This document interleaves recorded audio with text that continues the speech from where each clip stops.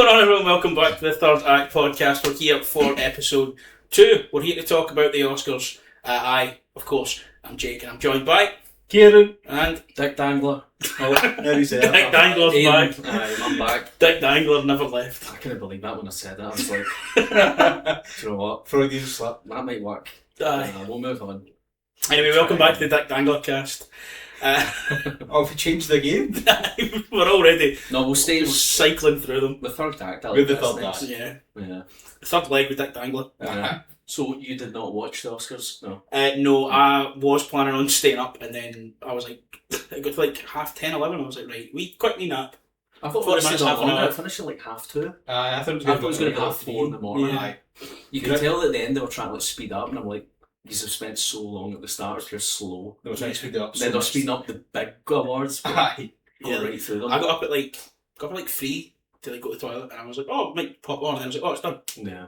I got up, took for a piss at like 3 in the morning, Also- Twitter and saw that it was done. I went, all right, fair enough. We'll speak about it, we'll go through it all the big ones, what shocks there were, what was missing out, the ones that I was very happy with, the ones I was surprised with. Yeah. Me and Kieran watched it live and I actually thought the Oscars was very good. I thought Conan O'Brien did a really good job. Yeah. I thought it was really funny as well. And we said it as well, see when Jimmy Kimmel came out and was speaking, I just thought like Conan O'Brien has it's not like a better, I don't know if Kimmel's more like classy in a way, but like Conan just commanded it and it worked really I well. don't think classy is the word that would use for Not for Jimmy Kimmel. No. We knew as soon as he came on, I'm like, he's going to speak about Trump. Aye. We're waiting on it, and he did it. But I think as well, like, even though I didn't watch it, I saw obviously all the clips and like the kind of the highlights and stuff, but like, especially when you look at that and you compare it to fucking Ricky Gervais.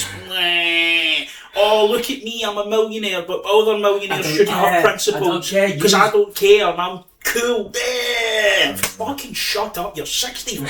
Aye, Conan's just get like a lot, his energy's a lot better. Conan even said it, he's like, I make these jokes for myself. Aye. If he's not I'm not here for you. laughing. I'm just here to make. I thought he did a really good I- job. That whole start, the opening monologue. Yeah, I think it's really like mad and stuff. Set the bar. I've kind of been like up and down historically on Conan. Sometimes I think he's just trying way too hard. But like Yeah. recently in the last couple of years I've been like, you know what, you're I alright, think white he one. knows he's trying hard though, and that almost makes it funny. Yeah, I think he's kind of leaned into it a bit. I think to be fair with his podcast, I've listened to a couple of episodes of his podcast, His and I think podcasting's good.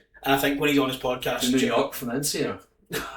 Jeffrey Epstein. Yeah. Jeffrey Epstein. Yeah. Is that right? Okay. Yeah. Oh, that's what we're talking but like I think he's so funny on that podcast. It's maybe softened him to me a wee bit. But it's hard on like a panel show where like you're sitting across the table interviewing someone, you've only got like I know it's 8 things to say and you're trying to make a punchline in each one. Yeah. But You can't make it personable, like, but when you sit down for like an hour and a half no. with people, then you've got that opportunity to, Yeah.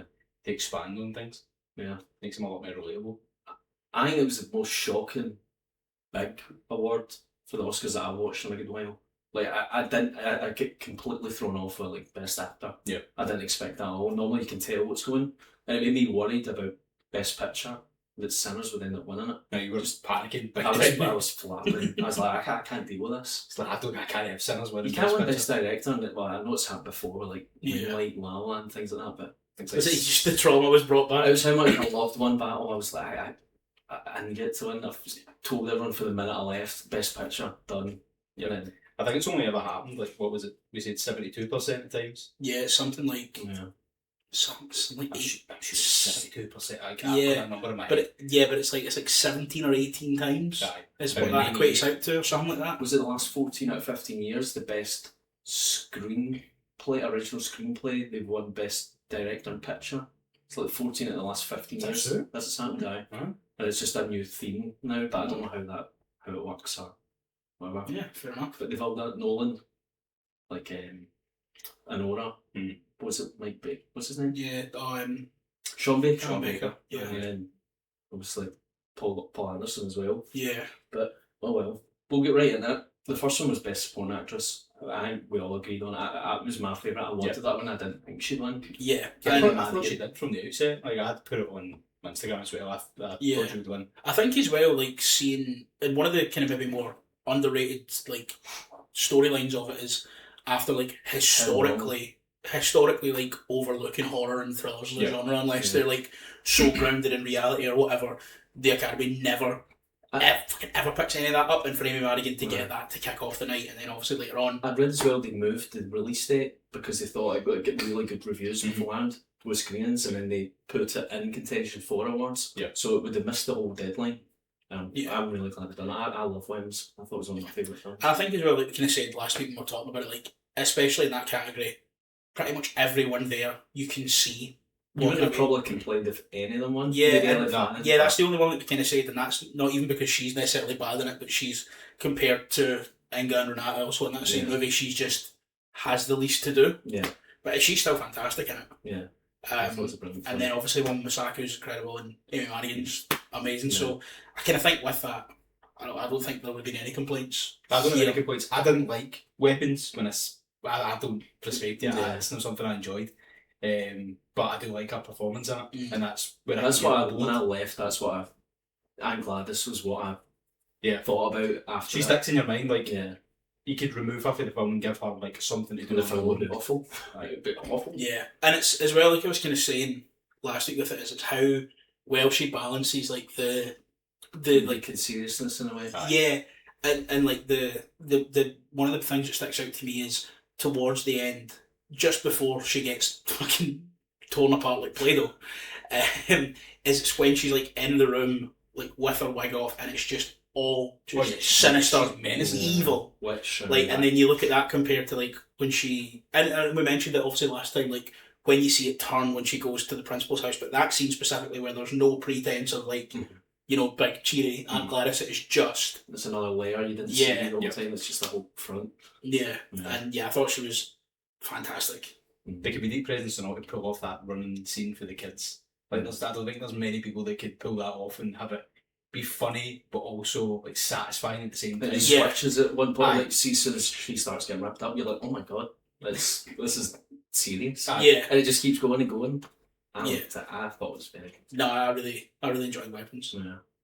Best animated feature film. I didn't watch it sadly. K-pop Demon Hunters. I watched it. I watched it because my sons watched it.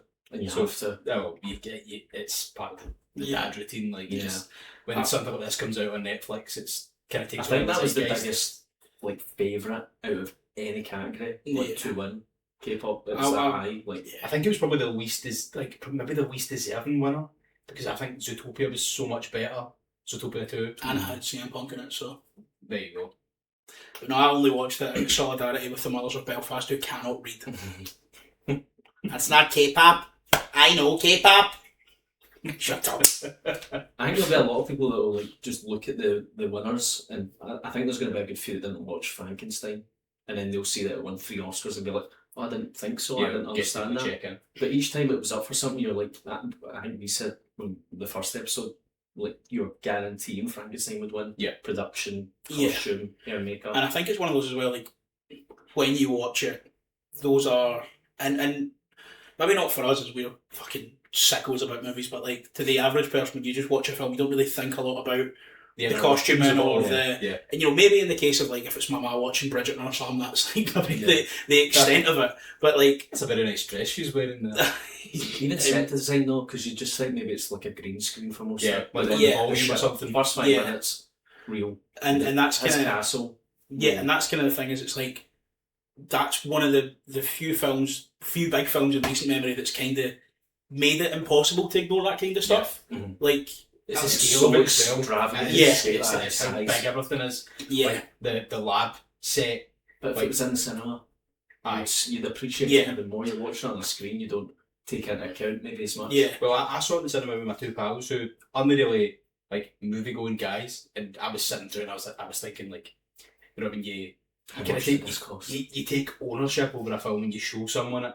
Like I'd never seen it before, but I felt like I'm showing these guys. It makes sense why you wanted the Lord that he won so much as well. I really enjoyed the whole of Frankenstein. No, but I thought it was brilliant as well. But I think with those ones as well, they're the kind of the ones that if it was anything else to win in those, maybe not, because it was costume, it was hair and makeup, and it was. And costume had like production design, wasn't it? It was Mark Supreme was for costume as well. Yeah, which you can appreciate. Which we said on here, but I don't think it was going to win. We were just kind of like, I like how we were like, oh, the costumes are cool and reflect the characters quite well, but Frankenstein had just these absolutely incredible grand costumes, which Yeah, I can't see a world where that didn't win. I think Mia Goth's costume goes a bit like under the radar because everything is so focused on Oscar Isaac and Elodie. But her costume is amazing. Well, the see-through one. Anyone, all of them were great. It's the only one I remember. But no, in fact, she played two roles. Did she not play the mum? Yeah, she played the mum and the. Why she not win Best Actress then? You play two roles, you should win it. Something like that. Eddie Murphy robbed for Norbit. Just wait, Chalamet, triplets. Eddie Murphy robbed for everything he's ever been in. Eddie Murphy robbed from the bad Beverly Hills Cop. Wait, 165. What was the Adam Sandler one? Jack and Jill? Jack and Jill, I plays this brother. Best sister. Here. Why not? No, I've got Rasputia quotes in my head. The next one was Best Casting. I'd said last time, I was surprised Sentimental Value didn't even get put in it because that had every award nominated. I can kind of see it though because like out with those there's kind of it's just what another blonde child in a Hollywood film like that's kind of whereas with everything else there are a lot more moving pieces and a lot more characters that are all kind of. It was one battle that won it playing the part in. If you can be a cast director and find Chase Infinity, I think that would win you anytime. Yeah, that's what her first feature. Yeah. Yeah. She was the solo. Even Paul Anderson says at the end, like she was the film. Was it American Girl? Get My American Girl. Right. At the end of this last song of the film, just that was far. I'm happy. I was happy with that one. Yeah, I was surprised Sinners didn't. Sinners could have. I thought Sinners was going to win. That's what I thought. I thought that was a lock. How much love everybody in that film's been getting. Yeah, definitely. And like the star quality that's in there. I mean, you've got Haley Seinfeld. You've got. Everyone pulled away in the film. Yeah, yeah, and I think as well, like even out with like the cast members that we like think of, you think of like what was her name, Grace, the woman who like is the one that eventually yells for them to come in at the Duke at the end. Like she was fantastic. The guy who played her husband was really good. Cornbread as well, was brilliant. Like it is such a big cast with so many moving parts that. You were speaking about the vampire parts, like I know that's before you even get to Jack O'Connell. Yeah, exactly. And even the kind of the only time we'd see any real personality out of the two like clan members that he turns, it's like when he shows up at their house. Yeah. Even there's like they're pulling their weight in that scene when he's just they could be so easy to just get. Even the wee segment at the door, like those two are great. Yeah. But equally when you say about Chase Infinity being like the heart of one battle, Miles Catton for Sinners as well. Yeah. Like again, first feature to be such an integral part of the film. He learned the guitar. Yeah, learned the guitar for it as well. Yeah. Everything. And his vocals last night during that live performance are amazing. It was just like the film. It was identical. It was so good. He could sing like that. Yeah. You can insert the the SpongeBob meme where he's floating with it. That's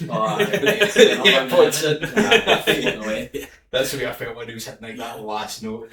See the first time I went to the first time I watched them was I went to cinema for it and like it started and the audio just cut out and it was so it's in there so it's like when it's got like the This is on purpose. But I like this. It's when it's the bit at the start when they're talking about like there's like demons and spirits that and the guitar, on the broken one, and it's like all that, and there's like the voiceover talking about how some like certain artists and musicians can bridge the gap between the spirit world and all that. That whole bit just played out with no audio the first time I saw it. So see when it gets to the scene in the juke joint when he plays the song and fucking Lil Jon shows up, I'm like, what the fuck is going on? I was like, I think I get it, and I remember being like, I need to go see it again because. The first 3 minutes of no audio, and it was just such a standoff. I was like, I'm not fucking moving in my seat. I'm comfy. Looking around at everyone else, going, "You're closer to the door than me. Fucking go." They also kept it a secret as well, like the end credits, because a lot of people left before even the last one. The first one came up. I sat and I knew there was two, and I'm like, I didn't know. I stayed because the music was good. It should have been. That end credit should have been at the end of the film and not end credit because I thought it was really good. Yeah, because I think me and my friend we were just kind of sitting debriefing, and then as we're walking out, we see it and we're like, oh shit! Imagine Hamlet had one. If you're crying at that. Oh, he's not dead. He's back. He's alive. He's up with the Undertaker. Hamlet will return in mid-summer. Hamlet's true. Hamlet will return in Kang Dynasty. Best supporting actor, I think well knew it was Sean Penn. Yeah. Even more hilarious. We predicted this the last time. He was not there. He was at every other award. Well, he actually was. He was only at the Golden Globes. Was he? He wasn't at the BAFTAs. He didn't go to SAG. I just read he was in Ukraine. Did you hear what he said about his Oscars? He melted them down and gave them bullets for Ukraine. I mean, what a way to go if you're a Russian soldier. What was it I saw? It was when he was like talking about that. I saw someone tweeting. It was like, it's really refreshing to know that the left have their own Kid Rock. Did you see how raging Delroy Lindo was through the whole show? I think that's Just just his face. yeah. He's I think just he was getting. waiting on something. No, I Shit, think again. he's just kind of like he always looks so raging even when he's like the happiest ever. But then as well, I also think especially on this press tour, like I mentioned it last time, like that fucking idiot who interviewed him was like, "As an emerging artist," and he was like, He's new to this, "No, stop." Do you know what I mean? That's what the news is like. You're new to this. I've never saw you before. Yeah, He's it's like if you've got even just I'm here my whole life. yeah, if you've got like As if you had been in Malcolm X, defined once. Yeah. Literally anything else you and that's the thing is, it's like, and there's obviously a lot of like, especially when Letterboxd up the top 250, the top 500 list, and there was like hardly any like African cinema, or like I think like less than 50 by black directors, and everyone was like, why is everyone not focusing on black cinema? And that's completely fair. People should be, but even out with like, you know, your Spike Lees and people like that. I've seen Delroy Lindo in a bunch of things. In so many things, just because you don't know who he is. And I kind of feel like maybe we might see a different side on the next press run, because I feel like now that he's got his flowers, people will stop being so incredibly naive. And Yeah. They also watch film because they see he's in it. yeah, because cinemas are so widespread, like yeah, it's bridging the gap between the 10 movies a year club Mhm. and then people like us who watch like yeah. over 100 a year. Yeah. Not to be pretentious. So, It you're is, yeah. And I think, and listen, no shame to 10 movies a year club, but don't get on Twitter and debate. I mean, still a big part of like the cinema going experience. Like, Yeah. I wouldn't get blinded by someone's Snapchat streak on like a cinema, so Oh. it wasn't for the 10 movies a year crowd. The fucking, I'm gonna hold on to this. I've got a rant and I'm gonna save it for the end. It's got nothing to do with the Oscars, but it was about going to see Project Hail Mary last night. No, fuck it, I've started, so I'll finish. See wee guys that go to the cinema and then when their film is done, will just walk into another film because they're too young to get served in the local pub, and they'll just sit there making noises to wind everyone up. I hope yous all fucking die. that I had to go out and fucking grass him in like an old man last night because Dave Dales was there and I was sat close to the door. nothing annoys me more when that happens, but when the films just came out, like over Yeah. the day. Like that's only been out, what, 2 days? Yeah. It's like a week or two. You'd be like, That's the thing, it's not even a wide release yet. It's not Yeah. wide release till next week. Yeah. And it's That like, shouldn't be happening. and it was so, like the screen was like so packed, but there was just like 3 seats down the front, so there was like no one in the front row. There was like, I think one other guy at the other end of the front row, and I was in like the second or third row on the aisle by the door. So it was like it did fall down to my responsibility to have to go out and be like, I can't excuse focus. me, excuse me, Mr. Cinema employee. There's wee guys in there taking Snapchat stories and shouting at each other. There's 3 wee guys Jester maxing down the front.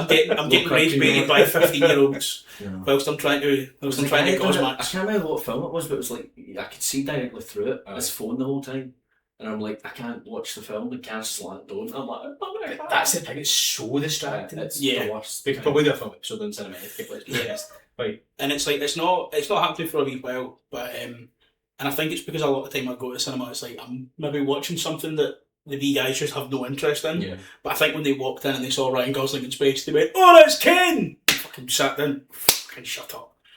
Because I did it. I was at the cinema while I'm watching A Man Called Otto, the Tom Hanks one, Yeah. and these wee guys walked in and then they realised it was just a sad, thought-provoking movie about an old man, and they just immediately turned on their heel.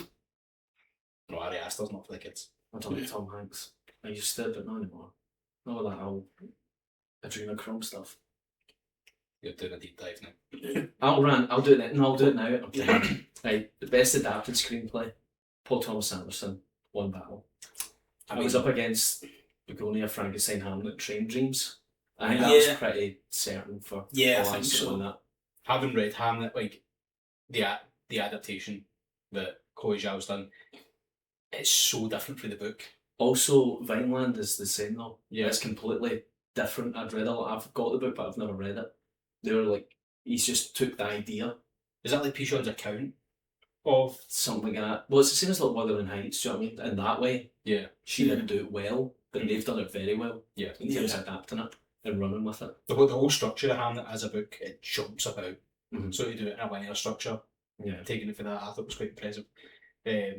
But if you've not read the book, you won't appreciate that. Yeah. So But all the voters wouldn't have probably read the I books. suppose, yeah. The voters haven't watched the fucking film. They actually now this year have to watch all the best pictures, criteria. isn't it? It's not every film, them, it's just the best Yeah. pictures. Okay, Carrie Coon does well because she like posts on Twitter and updates like watching. And it's like fucking Kirsten Dunst as well. She's She's a maniac for it. Yeah, she doesn't. She won't go out of her way to let you know that she's watched everything, but she will be vicious when she finds out you've watched something. It's when she was asked in the interview, was like, "Have you watched something?" She's like, "Of course, I'm an Academy voter. I need to." And then she looked at the camera, and I was like, "Oh, give a little fucking Larry David just fucking."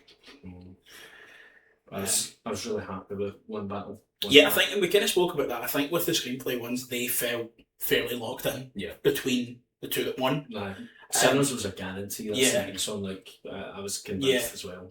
And like we kind of said as well, like definitely, you know, the strongest Oscars, definitely the strongest Oscars of the decade.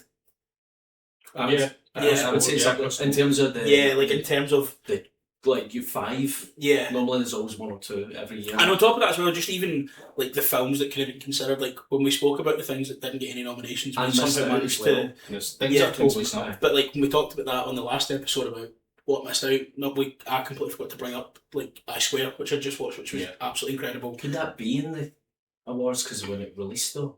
I don't think it was in contention. I don't know. It's technically eligible for this year's Oscar now. I'm certain it is. Because you know how like the BAFTAs don't align with Oscar. Yeah, but Adolescence had that as well. Like the way it released, it was eligible for like 2 concurrent years. Yeah, it's like it's like release windows. See, that's the thing. Release windows are like so. I hate how poorly defined they are. I know the deadline. And it's like it should just be year to year, January 1st, December 31st. Yeah, and then that's your cut-off point. Yeah, and then even if you have to move the award shows into like the summer or whatever, well, because it's like even look at the Grammys. Billie Eilish won Song of the Year 2 years in a row for songs on the same album, but because the deluxe or something. No, it wasn't 2023, 2024. No. So this year she won Song of the Year for I can't remember what it was, but it was Birds of a Feather last year, and that album came out in 2024. But the album released after the cut off for the 2025 Grammys, so the song that won Song of the Year was like released as a single after the album came out, but Birds of a Feather was released before the album, so it meant that even though it was a whole thing, and I'm just like, hey guys, welcome to Jake Talks Music, and we're back for another episode. I'm just saying, I think the Grammys. I think that poorly defined. This is the third verse podcast. But I just think in the general across all. But I do think that the annoying thing is like how poorly defined. That's like prevalent across like the board. Like, because you don't get the same release dates for UK. No, that annoys me more US, than anything. Australia, even some countries in Europe. Online, you get spoiled. Yeah, and I think as well when we talk about like if something meets the criteria for it, like something might not end up releasing for like 3 months. You count it as when its wider release came out. If it's like across the lines and stuff like that. So it's just. I'm still waiting on like By Gan's Resurrection coming out. That's been out for like 3 months in America. Yeah, and there's not even any confirmed UK date release yet. I spoke to, I think it was Brokeback Kathy on Instagram, and she lives in Austria, and I don't think they got Marty Supreme until like the start of March. It was the same with like Japan, Korea and that, which is why he was just doing that promotion. Yeah. Like they get so late. They've always had that though. Yeah, and it's even. It should just be universal. I know, but I don't know what is the issue with licensing. It's the distributor. They can't get access to certain things. It takes ages, but it's just annoying. Yeah. But yeah. So it's, what was the next one? Let's say it was Frankenstein again with best production. Like it was just a guarantee. Yeah. Mark Supreme, like Sinners, in my mind, should never have won production or even been close because I just thought it was all set in one bar in the juke joint. Yeah, I mean the street. For like and that's kind of what we said last time. But Frankenstein's the whole everything that's just. I think though. I think I don't think any of them came remotely close to Frankenstein because there's so many different settings for Frankenstein. Yeah, you've got you've got the castle, you've got the lab, you've got the ship, you've got even like the farm and stuff, like the wee farmhouse. Yeah. Everything was just so meticulous and so like down to like the finest detail of it. Like it's you could say the same about Marty Supreme. Like Jack Fisk's production design is insane. Mm-hmm. Like when you see the behind the scenes and you see like the modern Everything street. they made. The modern street's like literally just out of frame. Did Once Upon a Time in Hollywood win Best Production? Oh, I couldn't tell you. Because that's all I think about as well, like how they changed all the faces of the shops and everything like that, the whole set design, the era. That takes a lot of work, and I think it took a lot of Still work. kept most of the shop fronts, didn't they, after it? Yeah, I'm but sure. I think it took a lot of work for them to get Jack Fisk on board because he's like a Hollywood legend, Yeah. and the amount of work that goes into like the finer details. Like I think he was. Most people don't appreciate that though. I think he was taking into account like how wet like the trash was and like the side of the street and all that shit. Like the guy is meticulous to a fault. Yeah, and I think as well, like when you do have that level, it is obviously going to be like noted and noticed, but I don't think anything should have even came close. I think if they do, you know, if they ever were like, here's like the scores of it essentially. You had Dan take an award. Well, we said it before we started, but March Supreme did win it. Nine nominations. And I think that's And the the only maddest one one to me. closest was Chalamet for me to win. Everything they were nominated for was just like to be nominated was what they were satisfied with. I don't think they thought they could win. Maybe costume, maybe production, but that was it for me. I think a lot of films are satisfied with the nomination. Because you see the whole trail of like sentimental value, everything like promotion, the neon, award nominated. But yeah, visual effects. I think it was always going to be Avatar. There was never going to be anything else. I thought it was on a delay. Connor was up watching it as well. Me and he said it's Jurassic Park, Could you imagine? and I was like, "You've got like, you're kidding? Like you can't." But without the VFX in Avatar, there is no Avatar. Yeah. So it had to win. The movie falls apart without it. I mean, that's what Avatar is. Yeah. Every film is. I mean, I can't really high. comment on it further than you don't really have an Avatar movie without that. No. Because I've not watched either of the newer ones. Wait, it's not real. What do you mean? What do you mean it's not real? It's not blue people. No, it's like wrestling, bro. Don't worry about it. All right. Yeah. The line's very real in my mind. You see the Rizzler last night? Yeah. Is that real? Yeah. Is he real? Yeah, the Rizzler is real. Right, okay. Big Justice, we don't know. the spear, best VFX. Big Justice hitting a spear at the Revolution pre-show. Wrestler is not real. No, Rizzler is real. We've just been over Okay, that. sorry. Okay, people are real, wrestling's real. Rizzler's not. Wrestling's okay. not. Right. Hasbulla is not. I was going to say one. I can't even. I'm leaving whispering. Right, I'm going to get serious about VFX, but Jim Cameron literally invented his own way of filmmaking. So he can't award that anytime he brings out a new Avatar film. Then they have to tell people as they're well. packing it up. This film's been made like 9 years ago, and we were waiting on it catching up. Like, see when you know that, you're like, I think they started filming in 2017. Like the kids, they're all sure of the future films because they're one age as well. Yeah, because I remember like Kieran, when the new ones got announced, it wasn't like 2016, 2017. And I remember at the time being like, is there an appetite for this? Because I'm a bit of a noted hater of the original Avatar, and I just think it fucking, before anything happens, I've already checked out. It's like, I watched it a couple of years ago, and I got like an hour and a half in, and I was like, is he still vlogging in a tree? It's just... I like Avatar. I love Avatar. Listen, maybe I need to go and actually... My boy loves Avatar. I remember seeing it. The first one. That's I was but that's the thing, I did as well. As a kid, but I get what you're saying. I saw it when I think it was 9 when it came out, and I saw it in the cinema, and I was like, this is brilliant. And then I remember thinking about it a few years later, and I was like, everyone that will this now will just make less money. But I think just because it's only people that grew up loving it, watching it, you're not going to get new people to watch it. Yeah, and I think definitely like, as a technical feat, those films are incredible. But I remember at the time when they got announced being like, is there any appetite for this? And then finding out that they were like, we're going to do it now and wait for technology to catch up. I was like, well, we'll soon, maybe not soon, but one day we will find out. Jim Cameron was drawing concept art in like the late 70s, early 80s. Because he had it pretty much, the script pretty much nailed down. And he was like, it was like, there will be a day when I can make it. Yeah. Because there's the thing as well, when he finally was like, in 2007 or whatever, when he pitched it. But it was when Jurassic Park came out in 93. But like when thought this is going to be possible, but not yet. Yeah, and it was when he finally pitched it. There's like the story that he was on the lot, and he was like, it's going to cost this much, and they were like, we're not giving you that. And he went, Titanic paid for that. Titanic paid for that. And I'm like, fair enough. He's probably still doing that. I just hope he sticks on. Pointing stuff at Titanic. I hope he doesn't pass the torch on. I hope he just stays with it. If he does that, I would take a less interest completely to it. Like I said, I do need to watch the two new ones, and I do need to go back. Way of Water is just the this best for me. That's what I've heard. It's brilliant. But I remember, like when it went on Disney Plus, I remember I was like, right, I need to watch this, and then I tried rewatching the first one again, and I just remember I'm 1 hour and a half in here. It's great though.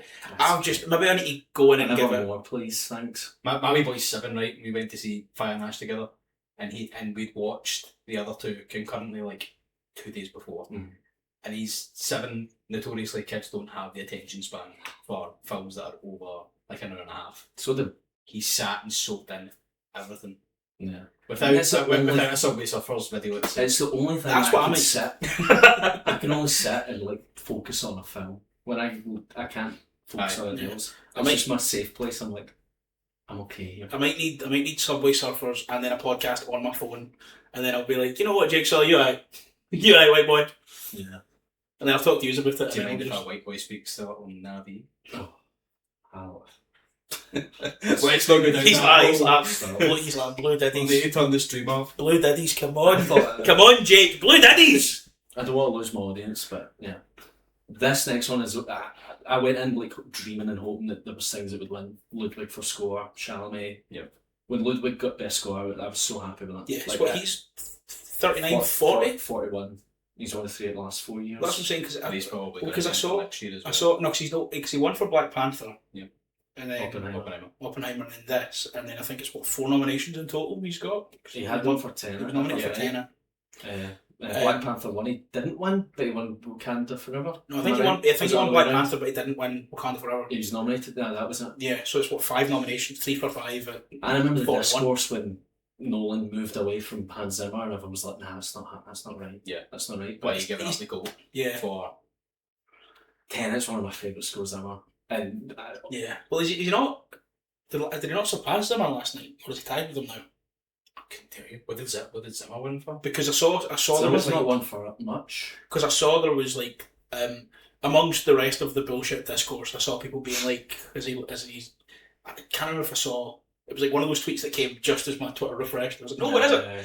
But it was like someone saying he's either overtaken or he probably will next year with the Odyssey. I think it would be that. So yeah, he's either tied or he surpassed him last night. Did Zimmer get nominated for Lion King? I think he won for Lion King. Did he win for Lion King? I think he did. But then he also did Pirates of the Caribbean. Hold on, yeah. Didn't win for any of them. That's insane. Have we check? Yeah, because everyone would say like you thought he'd have won for Interstellar, and it was The Dark Knight. What won? What beat him? Do you know? Was that 2014, 15? 13, 14. So it would have been the Oscars in 2015. So it's films that came out like 2014. And it's I was annoyed at the time when it came out. The film was in 2013. The film that won it. Is that Whiplash, or am I too early for Whiplash? Whiplash is after 15. Yeah. First one that came out was Skyfall, but that's the year before. No. Yeah. He's a clue because I'm thinking Man of Steel, but that's also Zimmer. I'll say. Let's try and say someone's in it. You'll know straight away. So don't give me someone that's in it. Give me like something that you wouldn't necessarily guess. It's a comedy.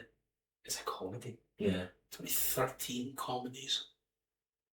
Fucking Bad Neighbours was Zac Efron and Seth Rogen. Grand Budapest Hotel. That one. That checks out. Who scored that?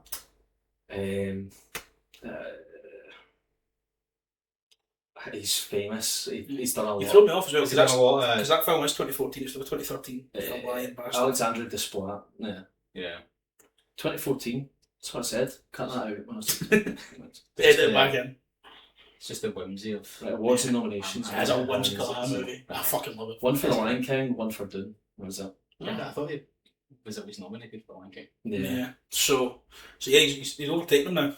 No nominations for any of the Pirates. That's Gladiator, mad. Sherlock, Inception, Interstellar, Dunkirk. As Good as It Gets. Prince of Egypt, Thin Red Line. Rain Man. Yeah. I thought he'd be nominated a lot. That's more. some CP. Yeah. Yeah. Oh, not as good as John Williams, but. Nah, he's the GOAT. Oh boy.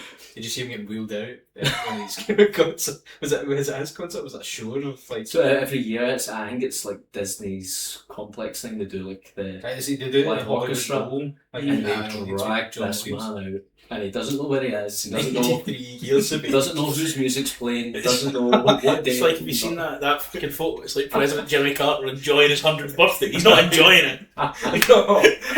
Prince Philip in the car, right? The taxi. I seen a video and it was John Williams getting wheeled out and someone says, "Get this man in Congress right now." They're my favourite. What's his name? The guy. Mitch. Every time Mitch shits his utter fucking keeks is my favourite. He just zooms Just out. standing there, fucking dead behind the This eyes. man needs to run for Shit, president. What's the Shane Gillis bit? He's like, my favourite thing about watching Biden speeches is when it finishes, he just turns into a Roomba. He'll just take a step back, turn his whole body, and then walk off. Oh, it's the best. Absolute best. Aye, John Williams at the Hollywood Bowl. I think he retired like 2 or 3 years ago, so. Yeah, I wonder how much he's got like stored of music. Oh, tons. Because what happens, like, Spielberg's going to make like that Western that he's been talking about. John Williams cannot type on a keyboard, cannot print. You're assuming that he's ever typed on a keyboard. Well, I've watched the wee clips, Mind with Jaws and things, Yeah. when he was like 20, but I also feel really weird if Spielberg makes a film not being composed by John Williams. So do you think he's like... Yeah, He's like John, I've got these 7 scripts. I've got 20. It'll be like Futurama, but like the head's in the jar. It'll be like Amadeus when he's dying in his deathbed and he's like the script in his head. They just get up to the voice note. It's like, right, John, what would the piano sound like? What would the violin sound like, John? John, I need you to wake up. Amadeus jokes. Good, by the way. I don't. When it's in his head and he's playing it and he's killing him. Aye. What does he keep saying to him? I don't get it. He's like, listen. Anyway, sorry.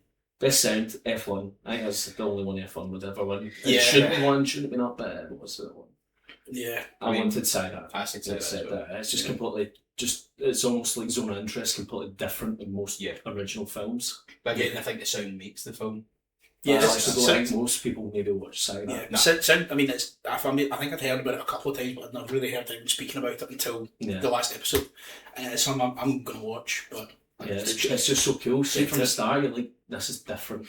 And you just choose. Zone of Interest, this is unique. Like, and that was one of the best award-winning sounds in years for me as well. Yeah. I thought it's just like, you're always thinking what's behind the screen, you can hear it and you're just envisioning it. That's not a nice thing either to think about. That's the thing, I was confusing my hand there, but it was the YouTube video. That's the thing, I wasn't particularly in love with Zone of Interest, but I remember the thing that, like, to me stood out the most, it was the sound, because I was just sat there, just fucking squirming. Yeah, like, you're just in your seat, just... And it's like... I was a big fan of the last 10 minutes, like, when they're going around. Awful. Yeah, and also, I do remember just being in there, there's one bit that got, like... not even like a laugh, it was just a nervous chuckle, and then whoever was on the screen chuckled immediately. It was like, oh fuck. It's the bit when he finds out they're moving, and he tells his wife, and she's like, no, but we live here. We live in our dream house in Auschwitz. And then I just heard someone go, oh shit. It was a bit that really got me, and I remember it was like children, mums and children crying. It was just the... What was his name? Rudolph Zoll? Hess. Hoss. He's smoking a cigarette. Yeah, and it's the pool party as well.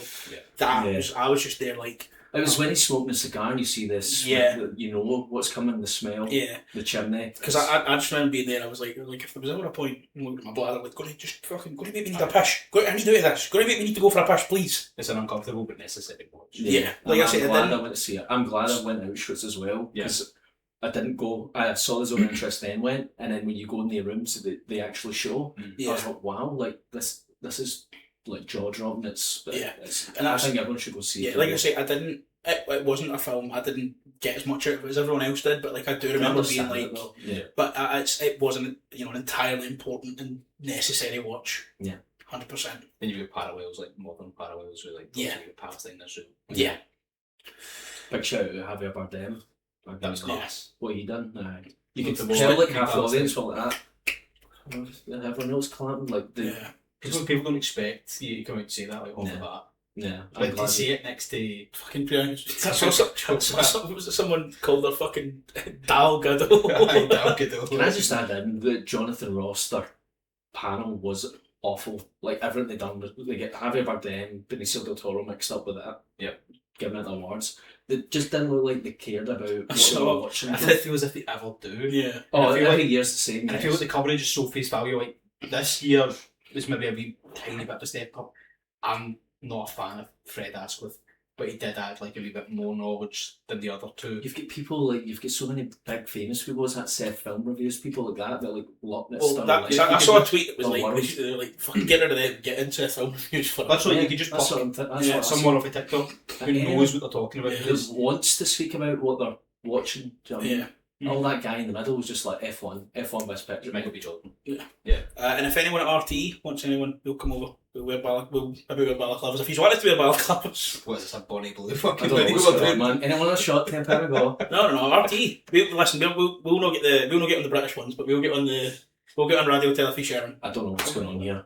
And we'll run their panel. If Seth filmed reviews, we get some UK coverage. We'll do the Irish coverage. He's talking Ireland, that's what he's... RTE, yes. RTE. Okay, you just said RTE, is that what you're hearing? I don't know what's happening, but I'm just reading Best Aidan, and it was one battle after another.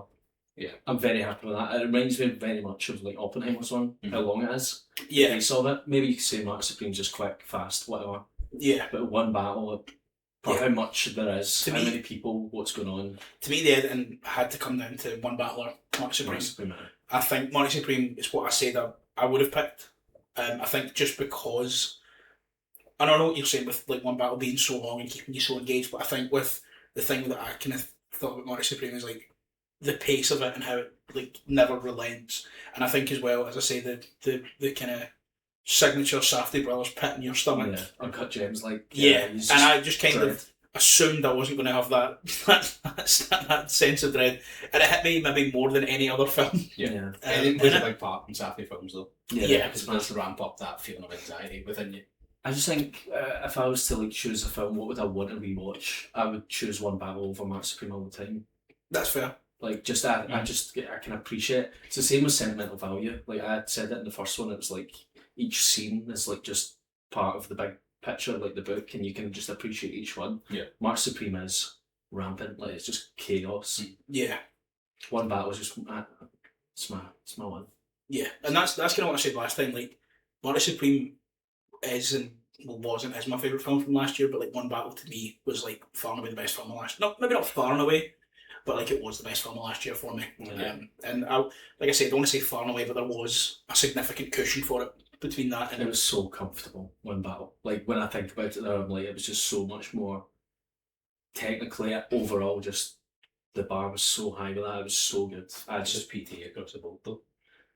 He even said in the speech, like, you make a boy work hard for these awards. Right. But the difference with like Scorsese and The Departed, I said that my opinion was Paul Thomas had worked towards One Battle, and it was his peak. Like you can say There Will Be Blood, whatever, but I just thought everything he's done his whole career he put towards that, and I'm so happy. You can point to like certain like sequences as well that are so well edited, like about the car chase sequence, the car chase at the end, the stuff on the street when Benicio del Toro's going between like getting all the immigrants out, and there's plenty you can point to. Mark Supreme sticks in your head for the editing the table tennis scenes mostly, but out with that, I think I've always got a clear standout. Easy.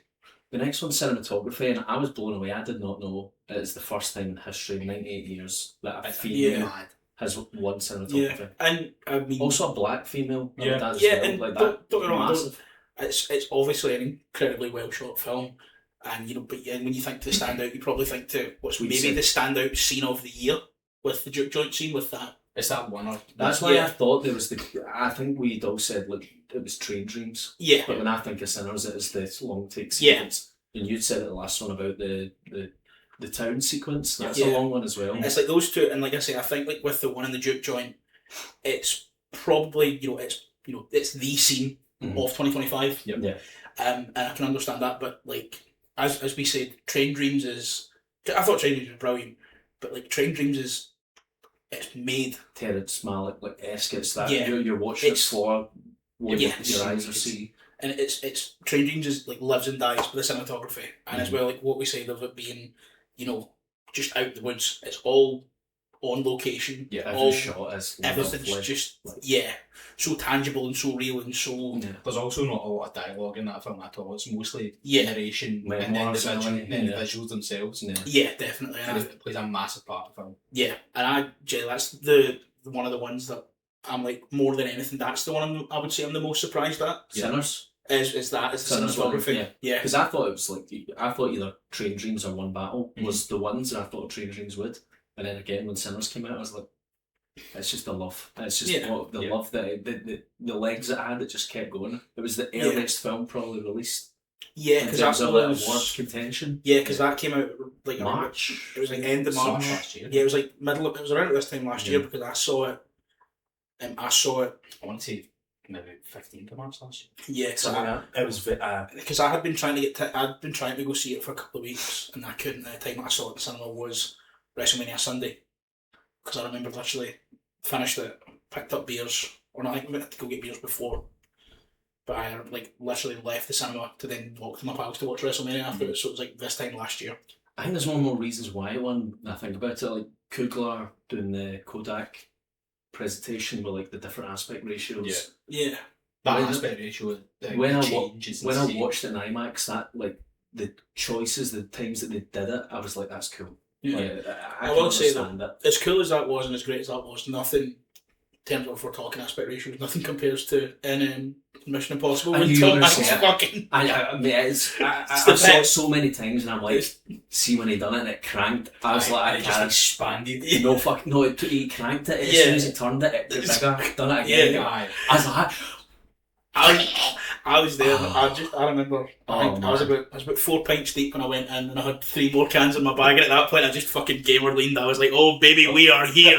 But I think the Sinners as well. They've also taken into account like the camera work to then have Michael B. Jordan playing 2 characters at the one time. Like that does take a certain amount of skill. Yeah, but that's VFX work as well. Yeah, because as well, what was it the thing they like with it, the shot when he passes the cigarette over? They talked about like having the camera on a rig set up at like to be in the exact same spot at the exact same time. Because I think they said that there's only like 5 or 6 takes on either end of it to get that, which is, when you think of it, that's mental. The practicality and the logistics of it all is genuinely insane. Yeah. So I think, but not Oscar award winning, in my opinion, my humble sweet opinion. I don't. I'm not offended by it winning. I'm offended. I'm not. I don't, like I say, I don't think it's. I just think it's to me, Train Dreams was just, there was so much more to put my teeth into with Train Dreams. Yeah. It's my kind of thing for it. No, I agree with that. Best international feature. Didn't expect it all, and I was so happy. Sentimental value on it. I thought Secret Agent. It got a lot of love going up to it. Secret Agent, even like casting or whatever. It was just the pop got as well when it was mentioned when they were reading out the nominees. It was almost like the whole audience was like, sentimental value one. I wasn't. I was so happy it got something. I was like, I thought Secret Agent was good. I'm the same. I just expected I enjoyed it. I enjoyed it. I was absolutely fucking blown away by sentimental value. I thought the way they promoted Secret Agent, it was like the most award-winning Cannes, this and that. I was like, it's going to be really good. Yeah. Didn't. I think it's very subtle. The name suggests it's going to be something bigger than that. Espionage thriller. I think, it's and it's just, I don't know, it was kind of, as well for me, I think I might have mentioned it last time, but the kind of jumps to and from the story it's telling to like the modern day of the person, that just took me out. Yeah. Yeah, I actually quite enjoyed the wee bits. I don't know, it's as if they were listening to like, the archive footage and I think audio. I think at the end, like when she then kind of go that piece it together at the end. Aye. But see, like when it just like the time like in the middle when it just cuts into her in her uni library and my pal's like, what you say? Like I was just like, wait, what? I think if you're someone who's watching that in the house, you would look up from your phone or whatever you were doing and be like, what the fuck am I watching now? Like, have I changed movies? Checked my phone once with sentimental value. But like even like with that, I just kind of thought like that to me sort of took me out of the Secret Agent, and then because you spend like 20 seconds being like, what time frame is it? Yeah, what they're going to talk about, and I get it. I know obviously I'm not saying I need everything like handed to me, but I think for it to just sort of like, it did take me a wee minute or two to go, wait, comes the aeroplane. Well, I'll do it with my feet. Oh, right. Jesus. But I think like that, it's just such a fucking whiplash inducing cut that I was a bit like, wait, what the fuck? And then I'm also like, reading the subtitles. What the fuck's going on? I don't read. But no, Brazilian? Okay, that was Portuguese. Good job. But you've got a feel for Diane Warren. Oh yeah, she's over 17. Over 20? No, 17. I'm sure. I thought it was 20. 17, over 17. Is it right? Is it 17 consecutive? No, it's years? no, 17. 17 nominations, no wins. But see, to be fair, see if she like was in like our music was in films that people actually watched. And she made a film. Was her song not about losing? And she made a song about losing all the previous ones, and it was nominated for it and lost again. I mean, it's very apt. I saw clips every time. It was like when they would read out the winners through the years, and she's just sitting there with cut her, and she's like, "Joke." At some point, you stop going. Yeah, she's nomination maxing.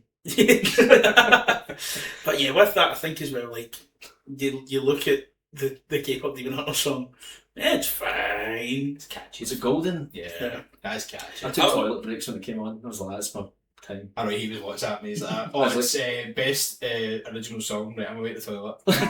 He's like, poo time. I always say this as well. I never chat clip, Matt. Because we didn't. I think we mentioned the original song last time. As much as it was a film that's quite divisive, I enjoyed it. But I'm really surprised that, because I fucking listen to it all the time, that ASAP Rocky song from Highest to Lowest, Trunks, that's a fucking heater. That's such a fucking tune. I like that song. Trunks is so good. Is that the one where he's... that's the one that gets him found out. The pack out the trunk from the front to the back. Denzel's on it, just the fucking floating elevator. Aye. Through it. That's it's the one, it's like... Is that the one with the red lighting?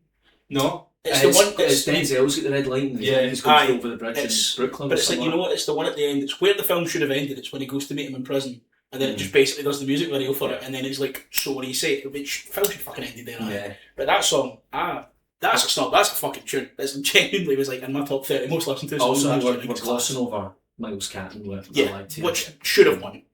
Absolutely should. I wish it won. It deserved it. Miles Catton should have got something. But I also feel as if like, during the show, that performance came far too early. That performance should have been like the centrepiece. I also saw in advance like they were going to sing it, so I'm like, they must know in advance. Oh, we're going to do it because they've won. But then obviously they did Golden. That one. I mean, if it's not like the sensation that it was on Netflix, then and I think that's one of the things as well. Like you do have to factor in the human element of the voter, you know, and maybe there's the people going, oh, Sinners has won, or Sinners will win X amount, became the most nominated film ever. So maybe it's also the biggest loser ever. No. Yeah. When did they win? 4? 4. Yeah. I lost, what was it, 16? 12. Lost 12. Nobody will think about that down the years though, do you know what I mean? They'll just remember Sinners and what it was. Yeah. But like that's one of the ones as well, like you kind of have to think, like Golden and K-pop Demon Hunter have been such a big hit, and maybe there's people going, right, well, Sinners is going to get its love. Yeah. Maybe throw the votes elsewhere, which, again, shouldn't be how things are voted on, but... What was the bloody... the Zoe Saldana one that won the best song there? Oh, it wasn't... what is it? Is it from... Like, Penis it wasn't that song, but one... Something else. I can't remember what it was. How? Why? Still not seen it, and it's one of those ones I'm like... I watched it. And I watched it as well. I watched it just purely to say I watched it. Like War of the Worlds, Ice Cube won best Razzie there. Yeah. Deservedly so. You know what I mean? But it's one of those I'm like, I kind of want to watch it just to say I've watched it, but I'm like... I was just crack into a pile of cans. I felt it was forced discourse, like everyone was speaking about it. It was all negative from what I read, but like I felt like all the voters for that were like, yeah, like we won't be negative, we'll vote for it, and then it obviously won, but Miles Catton should have won for me. Yeah. That's all I think about. Yeah. I think even from like a writing perspective, Golden's not a great song. No, it's quite an easy song. Yeah. That's it as well. That's what I found kind of watching, when I was watching K-pop Demon Hunter, was like, I'm not expecting Netflix to make this big Hollywood movie and get into like the intricacies of K-pop, which admittedly I don't fucking know a lot about, but like, it kind of just sounds like they were like, right, we've listened to... K-pop's real. Korea's real. Right. So it is. Yeah. Just forget what it is sometimes. North Korea, that's the guy with the cool haircut and the drip. That picture when he's shooting the gun, there's no recoil at all, but there's a bullet flying. Yeah. What a guy. King. But it just the whole thing. Something's just popped into my head. Have you seen? I'm going down a rabbit hole here. Let's go. Kim, is it Un? Yeah, Kim Jong-un. He was firing like missiles into the Sea of Japan. Oh yeah, That's a threat. And someone had coated it with a copy of Mbappe, like faking a run. Oh no, I know. The defender goes and he's like, I got you. What a boy. Yeah, class. we're this close to a real Godzilla, guys. We're this close to a real Godzilla. It's gonna happen. And listen, that's my boy. That's my guy. Right, I'm not slating the writing Of Godzilla. No, songs. But I couldn't write songs. Aye, but I kind of think like when I was listening to it and those songs, it just kind of sounds like they went on to like the Spotify K-pop chart and listened to the top 10, and they went bit of Blackpink. They were bit of Blackpink, bit of BTS, bit of whoever. And they were like couple boy band songs, couple girl band songs. Okay, I get it. I understand what's going on. Jason Finnetti likes K-pop. It's enough for me. Fair enough. Do you think with the Beatle films that come out, they'll be nominated or are they allowed to for originals and anything like that? No, it's not concurrent. Because it's like. Because Zimmer get thingied for that. Virgin Part 2 as well. Well, what do you think the Beatles films will try and promote then? Like, what do you think they'll want for award? Probably Paul, I would imagine. No, but do you know what I mean? Like, in terms of, like, they're not... But because obviously you'll only really be able to put forward with that, I think they'll be looking at, we've got Mescal. It's the acting roles. Yeah, and they'll go, we've got Mescal, so we'll Yeah. push that. Well, like, see the way the Beatles films are working? Are the other Beatles going to be in the singular Beatles Can you imagine films? those cameos and you're like, oh my god, John Lennon? It's like an And the next Endgame for the Beatles. What if you Avengers do- Endgame for your dad. For your dad in his shed. It should be planned like each week there's a new biopic. Yeah. Yeah. I don't know if they're doing that or if they're I think forced it. Mick Jagger comes through a portal. Shang Lennon. All we need is just that scene of Paul McCartney giving Lennon a hand shandy, and in the post-credit scene is John Lennon's son arguing with folk on Twitter, and it getting brought up that Paul McCartney's wanked his dad off. What they should do is like the Fantastic Four, the good one, Michael B. Jordan and that, and they're talking about like, oh look at the trail of Beatles. Say that again. Just like them. Say that one more time. On Abbey Road, just a few Beatles. Shoes Four off. Beatles on Abbey Road. Shoes off Abbey Road. Why did you call it? What's the street called? Abbey? Say that again. It's like the end of the Ringo one. It's like he's on a train station. He's like, "Come on, Thomas, we're gonna miss the train." End credit. Door going. John Lennon. Door goes. Hello. How can it? Cuts to black. We get fucking Jared Leto cameo to play the guy that killed him again. And he's Morbius. Yeah. He's in it. Oh. Yeah. I can have fat control on Morbius crossover. It's controlling time. We need to get Morbius back to cinema. I think that's one of the big points. Yeah, that's the main. If there's anything to take away from I this cannot podcast, believe that studio thought, look at the discourse, everyone wants it back, let's go. Less people saw it. Yeah. Minus audience. yeah. But they should do it again. But no, listen. No, March, we- right, we- I was I'm really, really sorry. Nah, We didn't mean to. I was busy the last two times. I actually forgot. Right, best director. It couldn't have been anyone else. Yeah, Paul Thomas Anderson, one battle. yeah. Let's say he's worked his whole life. That's like when it said it was his first. I was like genuinely quite shocked, and it's one of those ones that I was like when I was thinking back to it, I think kind of similar to all the times that like DiCaprio didn't win. You can kind of see like, oh, he was up. Tarantino, like, do you know what I Yeah. mean?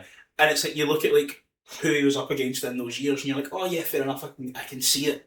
But it was just one of those ones where I was a bit like, I think maybe because there's not so much of a narrative around him not having won the way there was around And DiCaprio. it wasn't really at all. It was just appreciating his work. Yeah, I felt. and it's like I think a lot of times when people do win their first, a lot of the narrative in the build up to it is around, oh, is this going to be the one? Yeah. And there wasn't really that. So when I saw that it was his first, I just kind of went, oh, right enough. Was it Argo with Ben Affleck? It was Tarantino had what, Inglourious Bastards or something?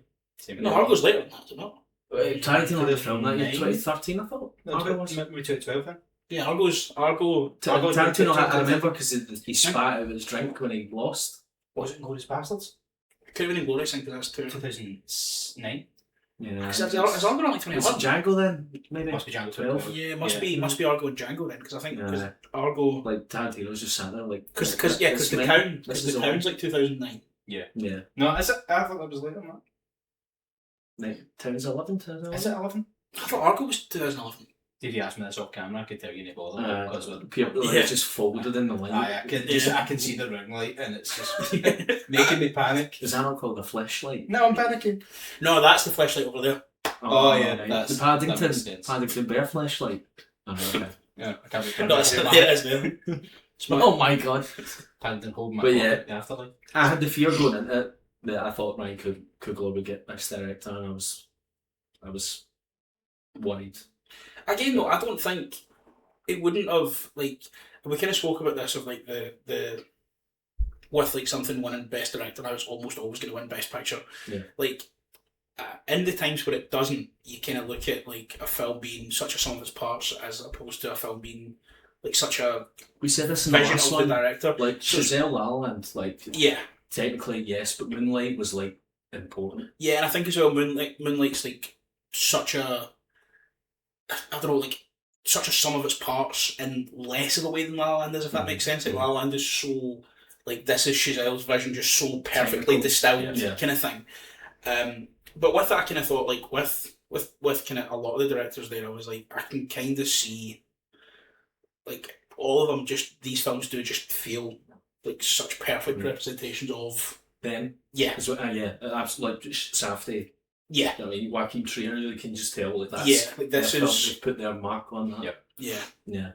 I've got no qualms with either of them or any of them winning it. Yeah, that's as well. Like I kind of thought, like whoever was to win that, again, it was one of those ones where I was looking at it like, yeah, any of them. Yep. Again, I just think one battles that. Oh yeah, superior. Like just for me, I just like I say, like it's Paul Anderson's. Yeah, and as I say, like to me, One Battle wasn't my favourite, but it was to me like the best of last year. Okay, on bitch. What are you gonna say? One Battle stands on its own, as well as being an accumulation for PTA. Yeah. I hope they re-release it. I'll go see it in IMAX again.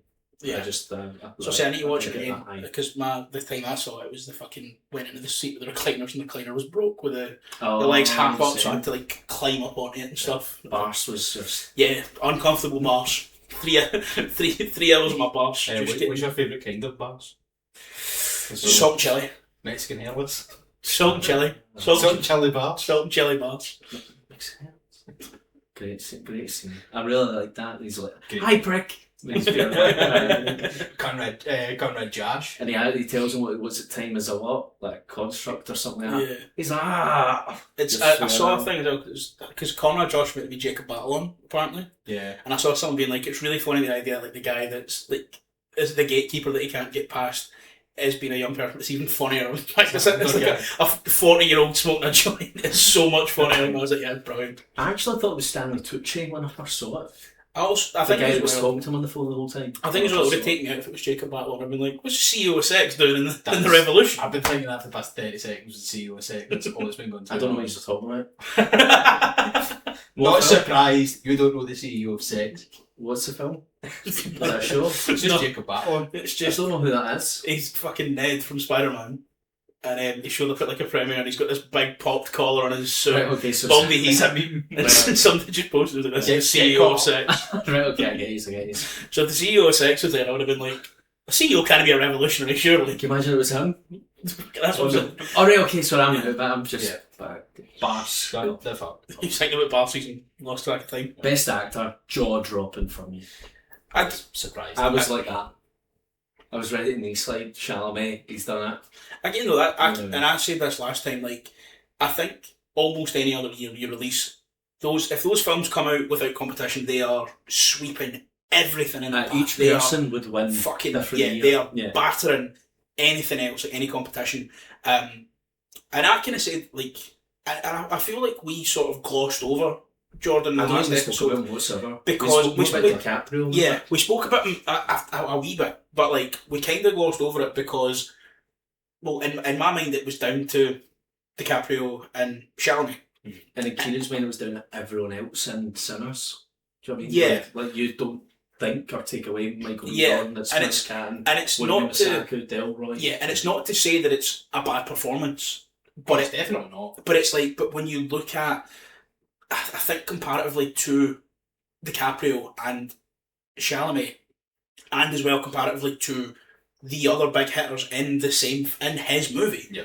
you are kind of left with like, and maybe we're doing it because of how good he was able to portray the two characters who are just so different from each other. I still don't know the difference. I couldn't point out Smoke or Stack. I can tell you. Like I say, I only know you can because they're like red and blue or whatever. Yeah, so I know Smoke's got the skip cap. Yeah, Smoke's the one that's been. And the Stack the one that can't roll a cigarette. No. So Smoke's the more serious one. Smoke's the one that's with the smoke. Yeah, the smoke. Yeah. Funny enough. Well, Stacks bread. Stacks paper. Loves that Big Mac, like. The Capro's just getting better, isn't it? Yeah. Like that, it was really nuanced. I thought it was really. And that's like what I said. He was the one to me that, like, I said it when I left, and I thought when I left, as much as I fucking adored Chalamet, I thought that was Leo's. And we kind of said, obviously, like, to me, I was like, I think this is a year where he's going to get it. Because he didn't fucking get The Revenant on merit. He fucking did not get The Revenant on merit. Tom Hardy's better than The Revenant. Yeah.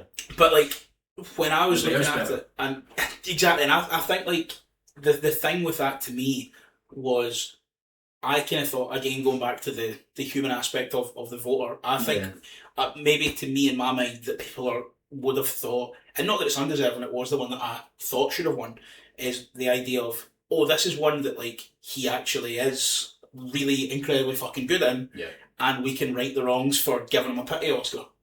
But again, Michael B. Jordan completely blindsided me. Yeah, no, I just didn't expect it. Yeah. I just thought if it's not Chalamet, it's DiCaprio, Wagner Moura, like something like that. And, you know, I think as well, I mentioned this off camera before, but when, you know, after voting closes and you see, like, some people will put out their ballots anonymously, the thing that really annoyed me now knowing that is when people are like, some of the comments on didn't vote for Chalamet, his time will come. It's like, it's not about that. No. Yeah. It's not. It's about what was the best this year. And not just because they don't think someone will be there again. And that to me, it's like, and I'm not saying that Michael B. Jordan didn't deserve it, I thought he was fantastic in it, but when you see the comments like that, you just kind of think, have you got this because people are like, you're a blockbuster guy primarily. Mm-hmm. This is maybe the one chance you'll get with Chalamet. Well, it's now him and Ryan Gosling 0 for 3, my two boys. I think I'm really interested now that his career, Chalamet's, like, he's just going to keep. Just what's he going to do next? He's just going strength to strength. How hard is he going to work? I would go as far to say he's the hardest worker. Chalamet should have already have won. That's my opinion. It was either Call Me By Your Name or Like a Beautiful Boy. Not even nominated for Beautiful Boy.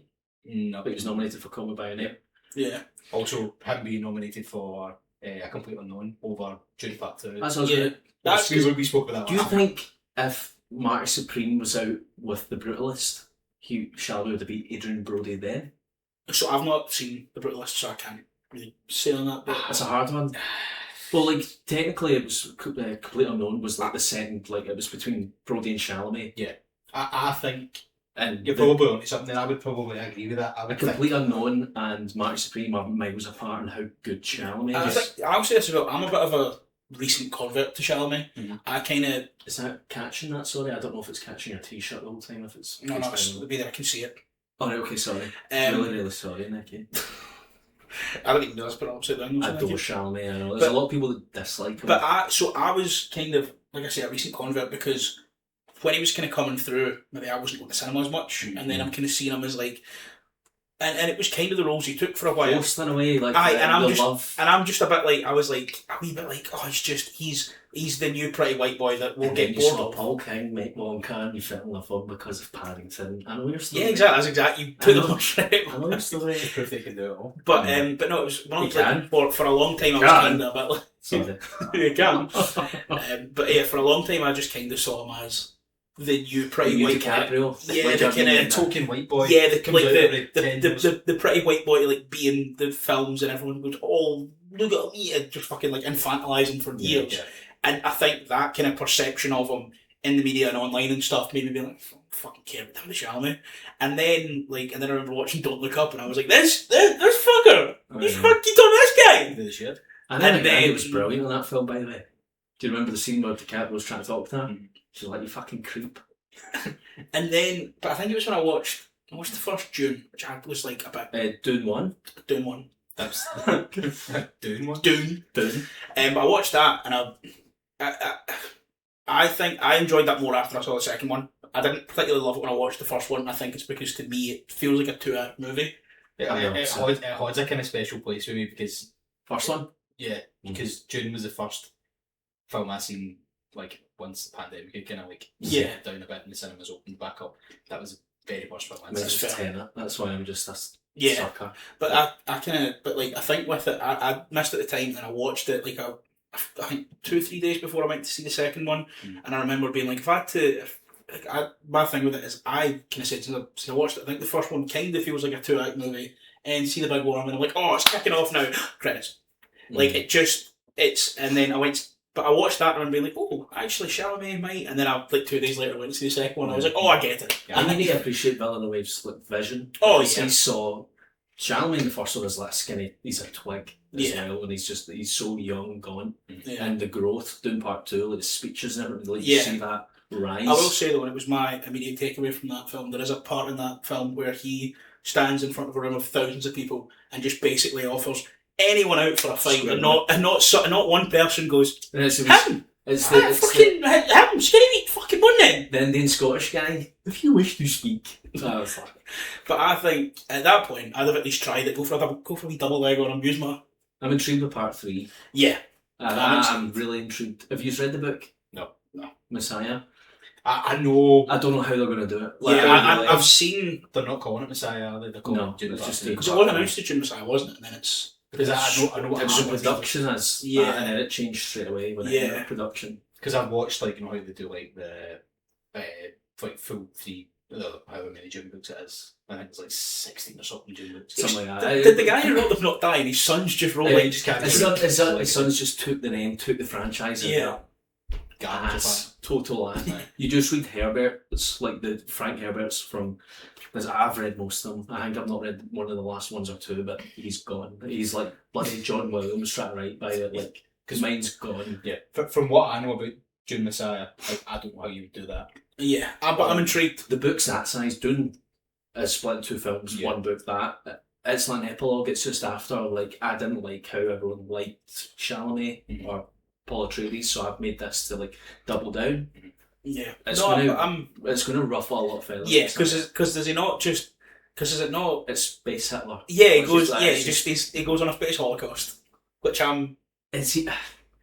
I don't want to spoil it for anyone. But. Yeah, but I think I think like Denis and Timothy are like so they're not going to be like, oh, I need to be the hero of this now. They're very understanding of. Villeneuve knows, like he's like my plan was these 3 films, the 2 books, and I won't go further. Yeah. I know already he's going to bring in the 3rd book, the 4th. If there was a 4th film, he's going to integrate, and he's already done it. I can see the signs. Yeah. I'll tell you off screen, but he's done something. He's changed the story for the next films, like children of them. But I think also not calling it Dune Messiah kind of distances you enough away from the book that you can have. Yeah, you can take the fucking. They're going to want to continue the franchise. Oh, do you know what I mean? Like, I mean, they've got the series as well, Prophecy or something. Yeah. But no, like it's bankable because of what Villeneuve's done that. Yeah. But do we think on early predictions for next year? Do we think that we get Chalamet there next year? Maybe Chalamet do 3. Tom Cruise, Digger. Yeah. Matt Damon probably Odyssey. Yeah. I mean, it's going to be strong. Yeah. But I think don't know if Scorsese will bring out this film with DiCaprio, Jennifer Lawrence in time. Yeah. I think it'll be the next one, but I think as well cash for it though. Yeah. But I think especially from what I saw in Chalamet in part 2, I can see if he continues that. We said this, Dune part 3 or Dune 2 instead of Complete Unknown. Yeah. Like he should be nominated for that. Yeah. It's a superior performance, even just the scene. Everybody there was a speech in the cave. Yeah. It's miles ahead of anything that he does in a Complete Unknown. And that's what I say, it was like, and it wasn't, there have been like a few things of me kind of turning the page on him, but like, it is that the Frank Reynolds, like, I get it now, like, watching part 2, I was just there like, tinfoil in my nose, just like, I get it now. The Complete Unknown nomination just feels like a pandering to the Academy, like, you'll have a biopic. Yeah. You're not going to nominate someone for a sci-fi performance. Yeah. Just that's what I would compare it to, put it on Song Song. Yeah. Best actress. Yeah, but we the knew. biggest lock-in, Jessie Buckley. Yeah, we knew. I can't believe she started crying when she won. I was like, are you You having a know. laugh? You've won every fucking award. I didn't think I'd win that one. She was going about collecting them like Infinity Stones. No. I will say I was Sorry, little one. entirely on her side until I was reminded that Kerry beat Donegal in the All Ireland final when I saw the photos of Killarney. Because I remember watching the All Ireland on the couch with Maisie. I think we were watching Ratatouille, and then my mate texted me and he was like, Donegal are up in the final. I was like, oh, are they? And I'm fucking. And as she's trying to watch Ratatouille with a hangover, I'm going, come on, you can think it! This is how we got your house. I've got no clue what you're talking about again. I'm assuming it's GA. It was, so there was Matty. there were flags in Killarney where she's from. So the Sam Maguire's like the Gaelic football trophy, and it was like Kerry brought home Sam, bring Oscar to Killarney, and I was like, fucking Sam should have been in Donegal. You know Jedward. Shout out Jedward. Jedward. Yeah. That makes You sense. know who Jedward does? You know Jedward. Blakey, Sinn Féin. Jerry Adams. I can't disclose any of this. You are not. Nor have you ever been a member of the Third Eye podcast? No. I'll bring us back to earth, please. Jessie Buckley gave me goosebumps when I watched her. Yeah, Multiple She times. brought me to tears. yeah. like It was. 2 or 3 times. Was it you that mentioned the scream when she like runs out of breath and keeps fucking It just comes for I Yeah. remember it how I felt. Same again when I Yeah. think about it. And that's what I say, like, I was kind of between just like a couple wee tears rolling to active shoulders going sobbing for about probably an hour straight. It's gut wrenching. Yeah. That scream that she lets out is just pure uninhibited grief. Yeah, and that's like what I said as I left. I was like, what an incredible movie, I can't wait to never watch it again. Yeah, I went to see it twice. I just saw it last night before the Oscars. It was the scene, like the end scene, where she looks back at Paul Mescal and back at the sun walks away. See when she starts doing that laugh. I was like, and it's even the one that I mentioned last time. That's one of the ones I mentioned last time as well from her is when she goes to see Hamlet and the guy's on the stage and he starts saying, he's like, I am Hamlet. She's like in the crowd. She screams. She's like, don't ever say his name. Yeah, speaking of theatre etiquette. I'm not again. She just fucking pushes through it. Don't say his name. And she also elbows up the whole time. Yeah. Anyway. Right down to the front, man. She's trying to get barrier. That's what I'm She's saying. like, see when she tries to Stage diving at the no barrier. She tries to shake his hand. She's feel like that. Stuck in a kale. Aye. It's like Jamiroquai.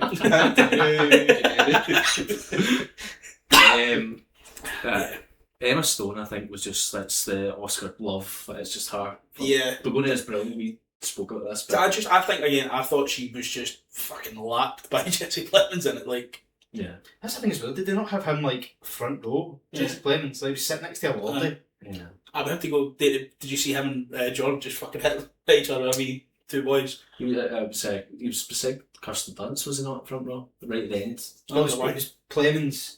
Plemons But I think next to them was a Lordy. was Frankenstein's cast in the room. No, because the one that was like further in Yeah, because he was further right, but they were in like the same row. Yeah. How far right we talking? Ma- Okay, we're back. Where were we? We were talking. Okay, we're not back. We're back in. Okay, we're back in. Wait, Toilet break for Kieran. yeah, toilet break, but yeah. Potty time. Potty aye, time. so- drank like 4 litres of water. Didn't work. Thirsty boy. But aye, so Good Jesse boy. Plemons for Good boy. I am Right. picked up. Don't stop touching me! Poke. Right, the last one is Best Picture. Not the black eye, come on now. Oh, stop, right. Right, we're back in. Keep it in if you want, whatever. But yeah, Best Jesse Plemons. Good boy. You just keep doing it. Kieran had potty break, and we're back in again. good boy. Anyway, best picture. Best Picture. Best I'm Picture. going to draw me on the eyelids and just shut my eyes every so often. Do Post you Malone tattoos. please?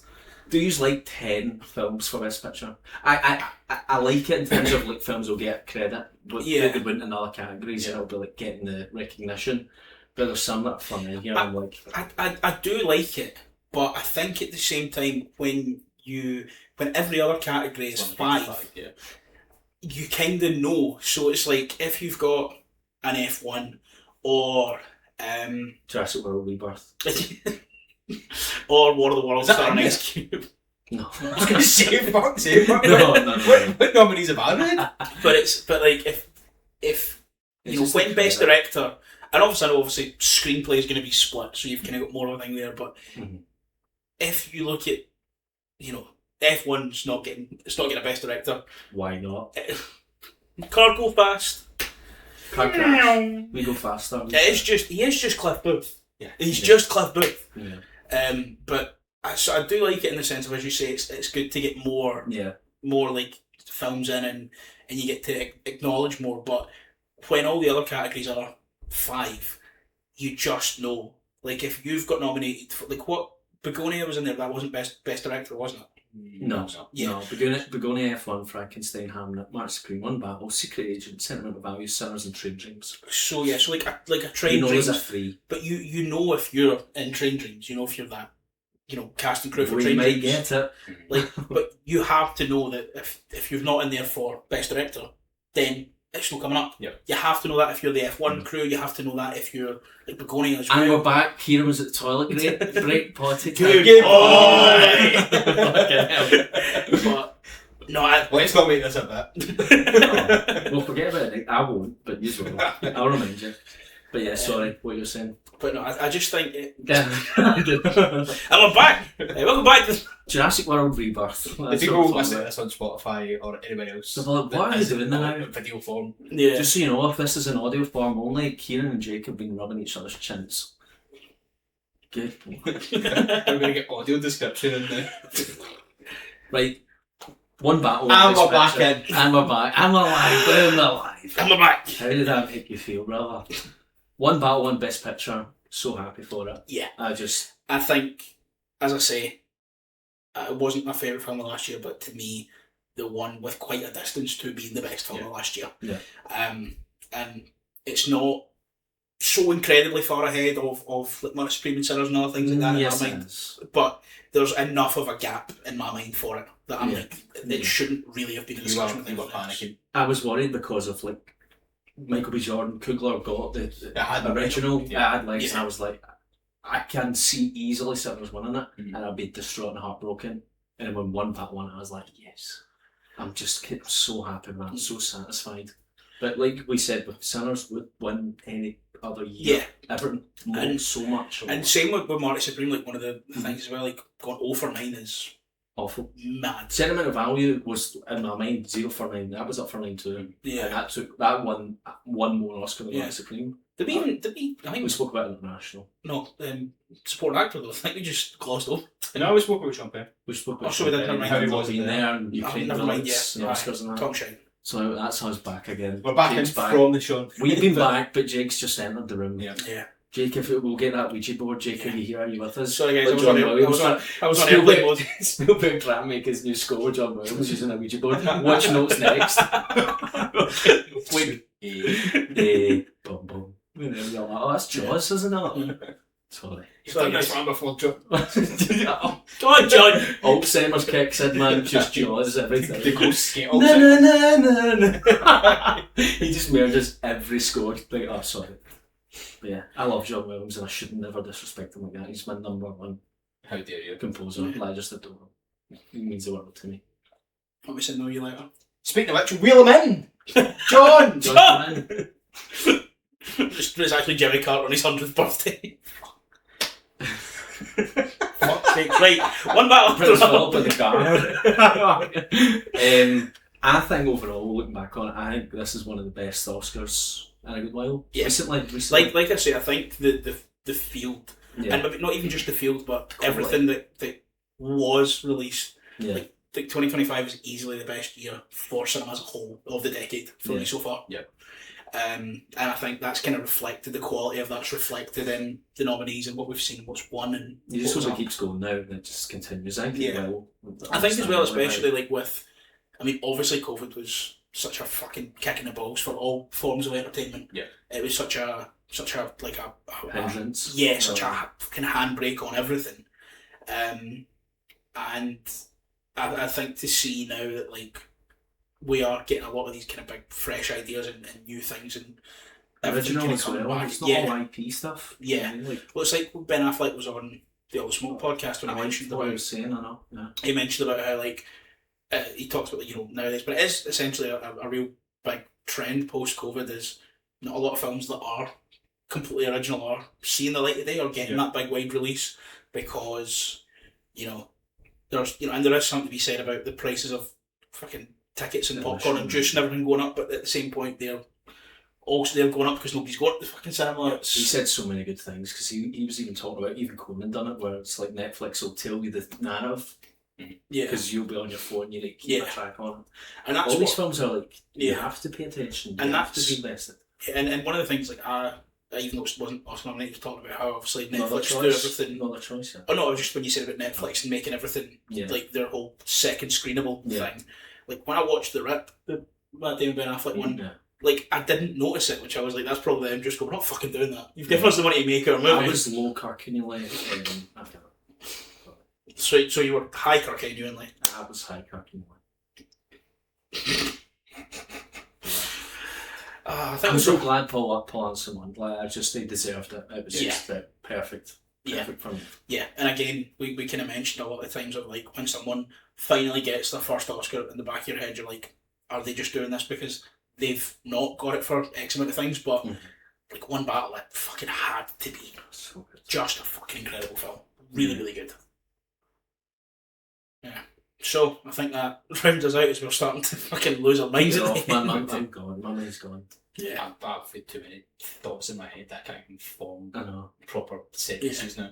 I think the next episode we'll do will be most anticipated. Yeah, so the next one we've films that come out now. You've obviously saw Project Hail Mary, we've not. Yeah, that was, to be fair, that was on my list, but I took it off my list because I knew I would have seen it. Because we weren't doing that today. Is it worth going to see? I really enjoyed it. You give it 5 on. Yeah, I've heard that I really enjoyed it. Probably about 12 times it could have ended. It keeps going. Oh yeah, there was parts where I was like, it's got a bunch of like. What's the runtime on? 2:36. Yeah, just over 2.5. But I was like, I really, really, really enjoyed it. And listen, like Ryan Gosling is, he's definitely my favourite actor working right now. I fucking love him. He's great. And it's like I think it was, I saw your review on Letterboxd of Half Nelson being like he's maybe like one of the most versatile and he's not getting the credit for it because people think, oh, silly screen man, fucking 3 times nominated that. Half Nelson's what, 2005? 6. 2006. Because when he got, because I was looking at it, he was the 3rd youngest. He was nominated for that. Yeah, he was the 3rd. Lars and the Real Girl. Yeah, unbelievable. Jaw drop, that's so good. And then I rewatched it last night and it is one of my favourite films ever, but like The Nice Guys he's so fucking so incredible. If someone asks me, I want to watch a comedy, that is the first film in my head. You have to watch. And then they'll go, the other guys. No, it's not nothing. We are not even we are not the same. Yeah. We cannot replace him. Yeah, I love him. But again, I had that on my list of most anticipated, but because I knew I would have seen it by the time we recorded that. I've taken it off, but yes, the next time we will be talking about our most anticipated films of the year. Thank you for watching. Thank you for sitting with us as we lose our minds. Don't forget to follow all of our socials, which will be down below. Smash that like button. Smash like and subscribe. Ring the bell. Good boy. Good boy.